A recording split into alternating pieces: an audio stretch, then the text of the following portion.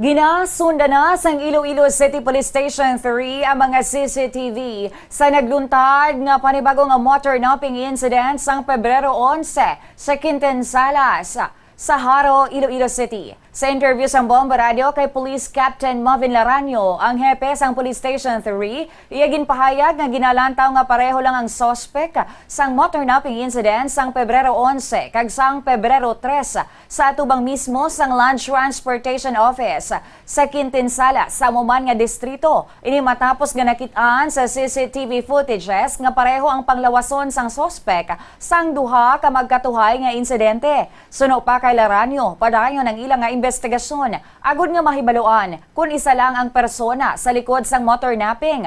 Nagpahanumduman ini sa publiko nga i-check ang ilang nga mga ang ilang nga mga motor ay labi na agud malikawan ang kaangay nga mga kaso. Nahibaluan nga ini na ang ikalima nga insidente sang motornapping nga na-record sa syudad subong nga tuig.